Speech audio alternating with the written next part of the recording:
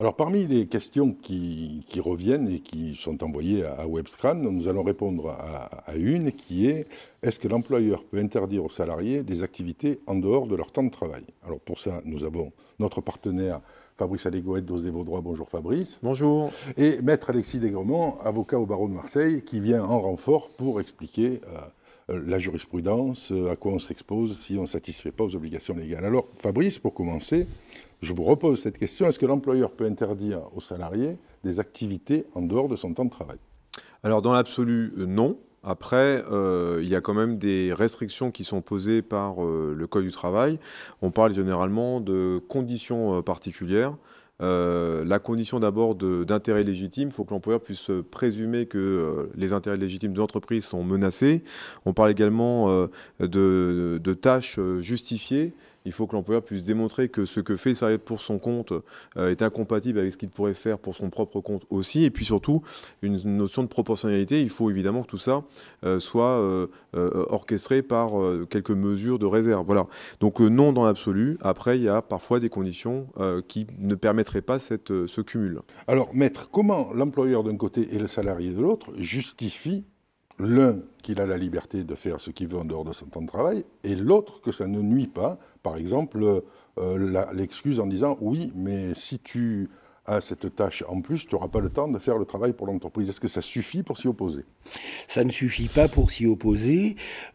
Pour que l'employeur puisse vraiment imposer à son salarié une exclusivité, il faut que cette clause soit rédigée et signée dans le contrat de travail individuel.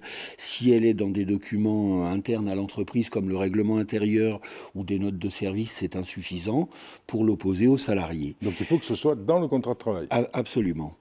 Donc quand le contrat de travail stipule que le contrat de travail doit s'exercer avec une exclusivité, ça ne veut pas dire fatalement qu'on n'a pas le droit d'avoir une autre activité à côté. Ça veut dire simplement que c'est une exclusivité par rapport à l'activité de l'entreprise. Non, ça veut dire que c'est une exclusivité tout court. Ça veut dire que toute activité professionnelle supplémentaire est interdite aux salariés. L'exclusivité, elle est exclusive. Donc, relisez bien votre contrat de travail. Vous ne pouvez pas travailler en dehors de votre temps de travail si votre contrat de travail stipule que vous travaillez pour l'entreprise X avec exclusivité. C'est à l'exclusivité de toute autre toute autre activité professionnelle. Ceci dit, au salarié, au moment de son embauche, d'apprécier si cette contrainte qui lui est imposée et à laquelle il souscrit est légitime et correspond à la protection d'un intérêt légitime de l'entreprise, et éventuellement de négocier une contrepartie financière à cette contrainte à laquelle il souscrirait. Alors, peut-on être à la fois salarié et gérant ou travailleur indépendant? Alors oui, ça c'est quelque chose qui est assez courant. Alors, on pourrait même dire, d'ailleurs, on peut être salarié et aussi auto-entrepreneur. Il y a beaucoup de gens qui cumulent ce type d'emploi et très souvent dans des métiers tout à fait opposés. Moi, j'ai le cas d'une formatrice, par exemple, qui travaille dans une grande entreprise et qui, sur son temps personnel, en dehors de cette contrainte de faire des formations, eh ben, fait des bijoux fantaisie et les vend sur son site internet. Donc, vous voyez, c'est tout à fait compatible. Alors, est-ce qu'il y a des limites à ça, à la gérance et au travail indépendant? La limite veut que si par exemple je suis formateur, je ne sais pas, je vais vous dire en droit du travail pour une entreprise, la limite serait que je ne sois pas directement en concurrence avec mon entreprise en étant par ailleurs en tant qu'auto-entrepreneur, formateur en droit du travail. Donc la limite, elle est de ne pas être concurrent à sa propre entreprise. On ne peut pas être auto-entrepreneur dans un domaine où on est déjà salarié. Alors, à quoi on s'expose si on viole ce règlement? Eh bien, malheureusement, on s'expose à un licenciement qui peut aller jusqu'à la faute grave. Il y a des arrêts de jurisprudence qui, même en l'absence de clause d'exclusivité dans le contrat de travail, ont validé le licenciement pour faute grave de salariés qui avaient soit travaillé directement chez un concurrent, soit approché et fait une simple formation chez un concurrent. Alors, est-ce que ceci s'applique dans ma famille, j'ai quelqu'un qui travaille chez le concurrent de mon employeur? Est-ce que ceci peut me porter préjudice? Non, parce que le contrat de travail n'a d'effet qu'entre vous et votre employeur et ne concerne pas vos conjoints.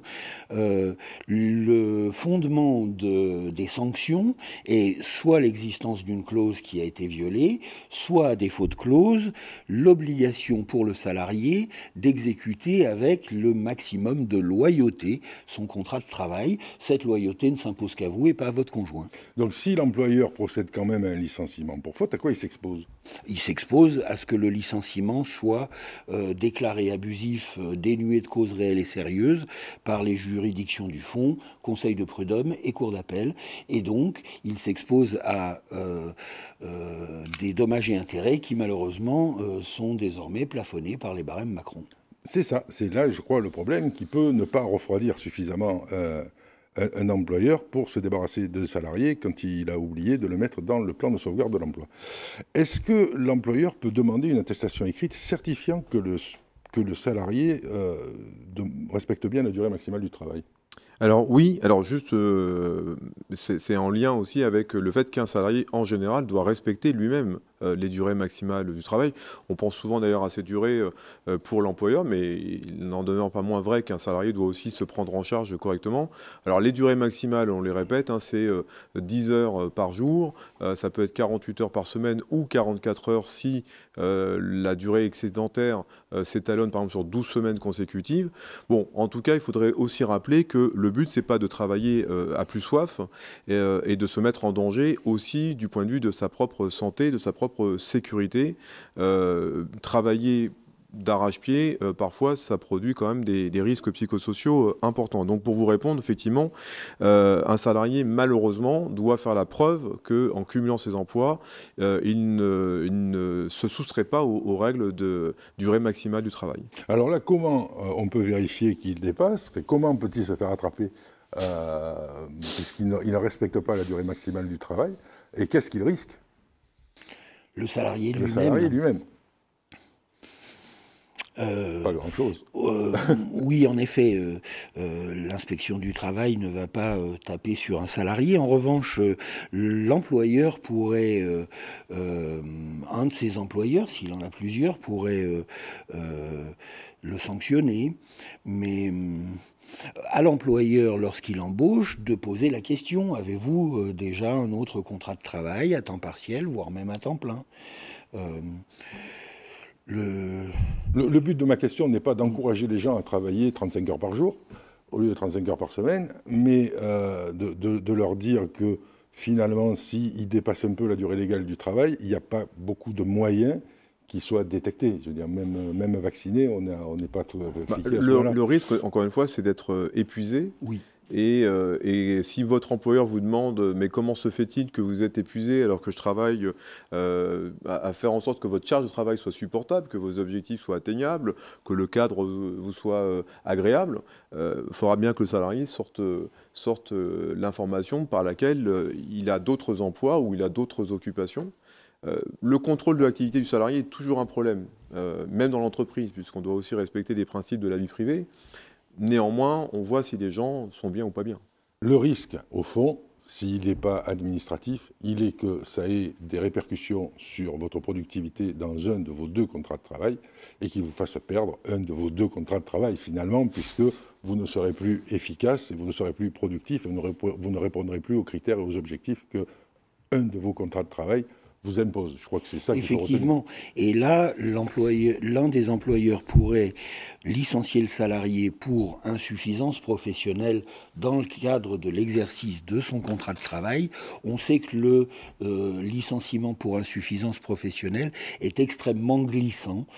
C'est une planche glissante pour les employeurs. C'est un licenciement dangereux car il faut apporter la preuve objective de cette insuffisance. Il est bien entendu inenvisageable que les juges se réfèrent uniquement à une appréciation subjective de l'employeur. C'est là qu'il faut aiguiser vos tableurs Excel pour montrer bien votre productivité, vos chiffres, etc. et ne perdre aucun argument qui, au tribunal, peuvent vous faire éviter de perdre un de vos 2 contrats de travail, ou au contraire peut-être de vous mettre un peu en vacances aussi, parce que vous risqueriez d'en avoir besoin à travailler autant. Et je crois que là, il y a un dernier conseil pour les salariés. Oui. C'est un sujet, l'insuffisance professionnelle, que j'aborde souvent en formation. Alors, non seulement parce que je dis souvent que c'est un non-sujet, dans la mesure où l'employeur doit adapter le salarié à ses contraintes et à ses conditions de travail. Et lorsqu'il y a évolution des objectifs, transformation des modes de collaboration, il y a nécessairement formation et accompagnement. Mais comme il y a souvent défaut et de formation et d'accompagnement, dire après que la personne n'atteigne pas ses objectifs, c'est un euphémisme. Alors, le dernier conseil, Fabrice, que vous vouliez prodiguer à nos salariés. Je crois qu'on a déjà tout dit, mais on va les rappeler parce que c'est important d'être précis. D'abord, c'est de rappeler qu'on est tenu par une clause de loyauté, ça c'est important en général, qu'il peut y avoir dans le contrat de travail cette fameuse clause d'exclusivité qui rend évidemment impossible du coup à ce moment-là le cumul avec tout autre emploi. Il peut y avoir également donc à rappeler ces durées maximales du travail. Alors, très souvent, les cumuls se font moins par le biais de 2 contrats de travail, mais plus par le biais d'un statut indépendant, de gérant, d'auto-entrepreneur, de micro-entreprise, etc., qui fait que ça rend difficile aussi le contrôle de l'activité. Donc, chacun doit être raisonnable. Et puis surtout, préservez-vous. On ne perd pas sa vie à la gagner. On ne perd pas sa vie à la gagner. Très bonne remarque. C'est pas de moi. Merci à tous les deux. Merci. Merci.